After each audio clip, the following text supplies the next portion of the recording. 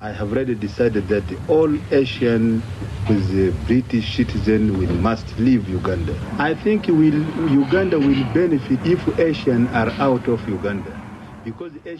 ये आवाज है 70 के दशक में युगांडा के तानाशाह रहे इदी अमीन की, जो ये घोषणा कर रहे थे कि युगांडा में वर्षों से रह रहे ब्रिटिश पासपोर्टधारी एशियाइयों को 90 दिन के अंदर युगांडा छोड़ देना चाहिए। 6 फीट 4 इंच लंबे और 135 किलो वजन वाले अमीन को हाल के विश्व इतिहास के सबसे निर्दयी और क्रूर तानाशाहों में गिना जाता है। एक जमाने में युगांडा के हैवीवेट चैंपियन रहे इदी अमीन मिल्टन ओबोटे को हटाकर सत्ता में आए थे। अपने 8 वर्ष के शासनकाल में उन्होंने क्रूरता के जितने प्रतिमान गढ़े, आधुनिक इतिहास में उसके उदाहरण बहुत कम ही मिलते हैं। 4 अगस्त 1972 को इदी अमीन को अचानक एक सपना आया और टोरोरो में सैनिक अधिकारियों को संबोधित करते हुए उन्होंने कहा कि अल्लाह ने उनसे कहा है कि वो सारे एशियाइयों को तुरंत अपने देश से निकाल बाहर करें। Asians have kept themselves apart as a closed community and have refused to integrate with Ugandan Africans. एशियाइयों ने अपने आप को अलग थलग कर रखा है और उन्होंने युगांडाई अफ्रीकियों के साथ मिलने जुलने की कोई कोशिश नहीं की है। उनकी सबसे ज्यादा रुचि युगांडा की अर्थव्यवस्था का शोषण करने में रही है। उन्होंने गाय को दुहा तो है, लेकिन उसे भोजन खिलाने की तकलीफ गंवारा नहीं की है। शुरू में अमीन की इस घोषणा को एशियाई लोगों ने गंभीरता से नहीं लिया। उन्हें लगा कि अमीन ने अपने सनकपन में यह ऐलान कर दिया है, लेकिन थोड़े ही दिनों में उन्हें पता चल गया कि अमीन वाकई उन्हें बाहर निकालने पर उतारू थे। भारत सरकार ने स्थिति का जायजा लेने के लिए भारतीय विदेश सेवा के एक अधिकारी निरंजन देसाई को वहां भेजा। देसाई याद करते हैं, माहौल बहुत खराब था, काफी पैनिक था, डिस्ट्रेस था, क्योंकि काफी लोग तो युगांडा से भी बाहर नहीं गए थे कभी, और कभी ईस्ट अफ्रीका से बाहर नहीं गए थे, और सडनली उनको सब छोड़ कर जाना पड़ा। और गवर्नमेंट ने कोई भी इंस्ट्रक्शंस इशू नहीं की थी कि वो क्या ले जा सकते, क्या नहीं ले जा सकते। मगर जो स्मार्ट लोग थे उन्होंने काफी तरीके अपनाए और काफी अपना प्रॉपर्टी और पैसे फंड्स बाहर निकाल दिया। अमीन का यह फैसला इतना अचानक था कि युगांडा की सरकार भी इसको लागू करने के लिए तैयार नहीं थी। कुछ अमीर एशियाइयों ने अपने धन को खर्च करने का नायाब तरीका निकाला। जो लोग बहुत पैसे वाले थे उन्होंने सारे फैमिली के लिए राउंड द वर्ल्ड टिकट्स ले ली, फर्स्ट क्लास की, साथ में वो होटल बुकिंग्स और एमसीओ की तरफ ले लिया, क्योंकि वो बाद में रिफंड कर सकते हैं। तो ऐसे पैसे निकाल दिए। किसी ने डायरेक्टली फंड्स ट्रांसफर कर दिए, किसी लोगों ने कार के अंदर ज्वेलरी और पैसे सब निकाल कर कीनिया चले गए, और किसी लोगों ने पोस्ट से पार्सल कर दिया। पोस्टल सर्विस अच्छी थी कि काफी लोग को ज्वेलरी आपको मिल गई लंदन में। और कोई लोग ऐसे थे उन्होंने सोचा कि ये मामला ठीक हो जाएगा, वो लोग वापस आ जाएंगे, तो उन्होंने अपनी ज्वेलरी अपने गार्डन में छुपा दी। वो तो चली गई, मगर काफी लोगों ने बैंक ऑफ बड़ौदा में सेफ डिपॉजिट वॉल्ट में रख दी थी, और ये बैंक ने बहुत संभाल कर रखा। और जब मुसेवेनी गवर्नमेंट आई पावर में, तब काफी लोग आए और ज्वेलरी ले गए वापस। नार्डिन दाऊद युगांडा के एक स्कूल में अध्यापक थे। उनकी पत्नी के रिश्तेदार पाकिस्तान से आते थे। All Asians started lining up outside the offices of various embassies, and I'm very grateful to all those embassies.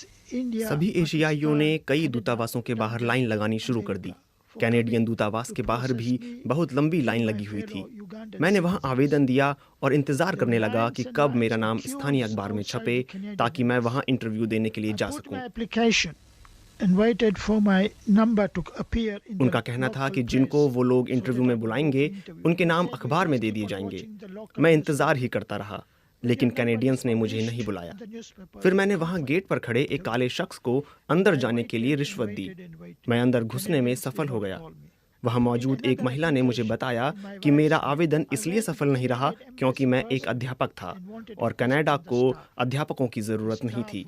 दूसरे, मैं युगांडा का नागरिक था और उनकी नज़र में मुझे बाहर निकाले जाने का खतरा नहीं था, जबकि ये वास्तविकता से बहुत दूर था।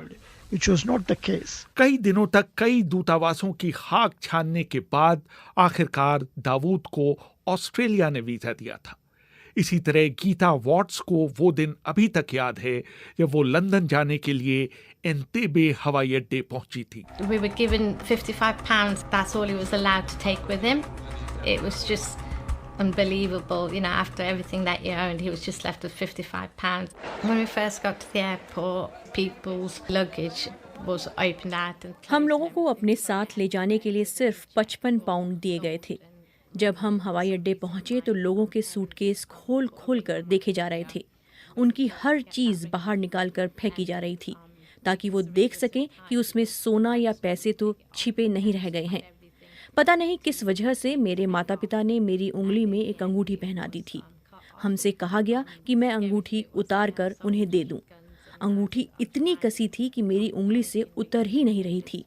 आखिर में उन्होंने उसे काट कर मेरी उंगली से अलग किया।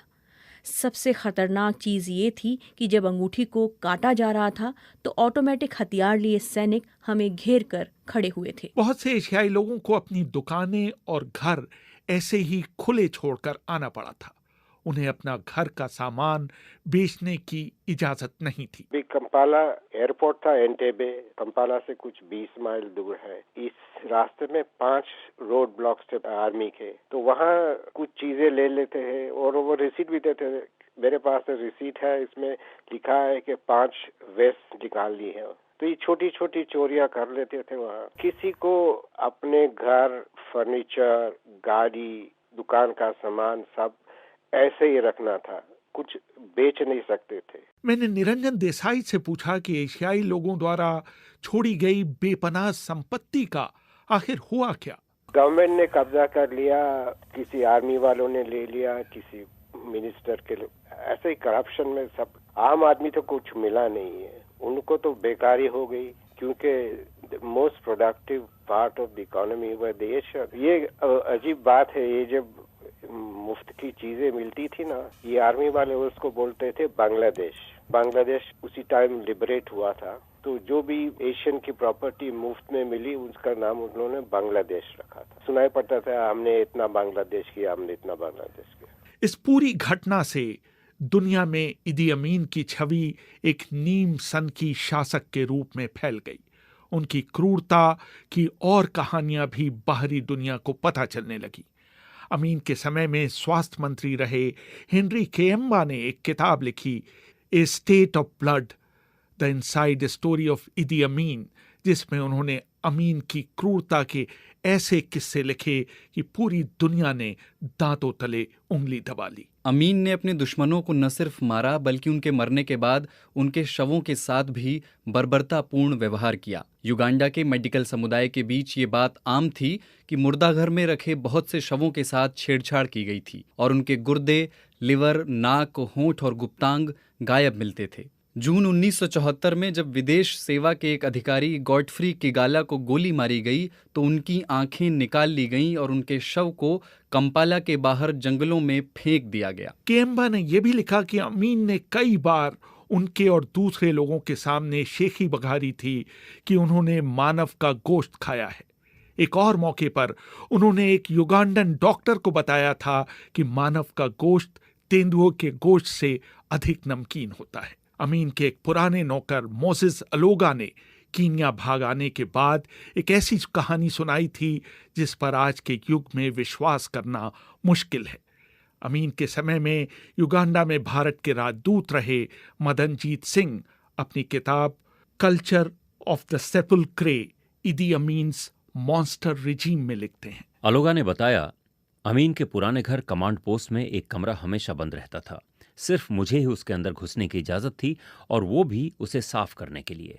अमीन की 5वीं बीवी सारा क्योलाबा को इस कमरे के बारे में जानने की बहुत उत्सुकता थी। उन्होंने मुझसे उस कमरे को खोलने के लिए कहा। मैं थोड़ा झिझका क्योंकि अमीन ने मुझे आदेश दिए थे कि उस कमरे में किसी को घुसने नहीं दिया जाए। लेकिन जब सारा ने बहुत जोर दिया और मुझे कुछ पैसे भी दिए, तो मैंने उस कमरे की चाबी उन्हें सौंप दी। कमरे के अंदर 2 रेफ्रिजरेटर रखे हुए थे। जब उन्होंने एक रेफ्रिजरेटर को खोला तो वो चिल्लाकर बेहोश हो गईं। उसमें उनके एक पूर्व प्रेमी जीज गिटा का कटा हुआ सिर रखा था। बहरहाल एशियाइयों को बाहर निकाले जाने के बाद युगांडा की पूरी अर्थव्यवस्था तहस नहस हो गई। जरूरी चीजों की भयानक कमी हो गई। कई उद्योग बंद हो गए। कंपाला के कई रेस्तरां अपने मेन्यू कार्ड की इस तरह हिफाजत करने लगे मानो वो कोई सोने की चीज हो। वजह थी कि शहर के प्रिंटिंग उद्योग पर एशियाइयों का एकाधिकार था। जब एशियन चले गए, अनएम्प्लॉयमेंट ज्यादा हो गई, डिस्ट्रीब्यूशन नेटवर्क खराब हो गई। कोई बार होटल में मैं रहा था तो कुछ बार ब्रेड नहीं है, कुछ बार बटर नहीं है, कुछ ये नहीं है। हालत काफी खराब हो गई थी और इकोनॉमी जस्ट क्रैश। निकाले गए करीब 60,000 एशियाइयों में से अधिकतर को ब्रिटेन ने शरण दी। इन लोगों ने वहां कड़ी मेहनत की और बिल्कुल जमीन से शुरुआत करते हुए ब्रिटेन के रिटेल उद्योग की पूरी सूरत बदल दी। सबसे ज्यादा नंबर ब्रिटेन में आए क्योंकि वो ब्रिटिश पासपोर्ट होल्डर्स थे। आई थिंक कुछ 23,000 और सो आए और हमारे नेशनल थे कुछ 11,000 और दूसरे कुछ ऑस्ट्रेलिया गए, कनाडा गए। कनाडा सरकार ने बहुत मदद की थी। कनाडा सरकार ने आगा खान साहब की बातचीत के बाद कनाडा ने स्पेशल मिशन बनाया वहाँ कंपाला में और उन्होंने काफी लोग को इंटरव्यू किया और जो एलिजिबल थे उनको कनाडा का वीजा दे दिया और कनाडा गवर्नमेंट ने पैसेज भी फ्री दिया था उनको। तो काफी लोग कनाडा भी चले गए, कुछ फिर यूरोप चले गए, कोई न्यूजीलैंड गया, कोई ऑस्ट्रेलिया गया, कोई ब्राजील गया। मगर जो भी चले गए उन्होंने काफी अच्छा सेटल कर दिया सब जगह। आपने देखा ब्रिटेन में तो उन्होंने सारी रिटेल इंडस्ट्री चेंज कर दी। इस त्रासदी पर सबसे आश्चर्यजनक रवैया था भारत सरकार का। उन्होंने इसे युगांडा के आंतरिक मामले की तरह ट्रीट किया और अमीन प्रशासन के खिलाफ विश्व जनमत बनाने की कोई भी कोशिश नहीं की। नतीजा ये रहा कि लंबे समय तक पूर्वी अफ्रीका में रहने वाला भारतीय समुदाय भारत से दूर चला गया और ये समझता रहा कि उनके मुश्किल समय में भारत ने उनका साथ नहीं दिया।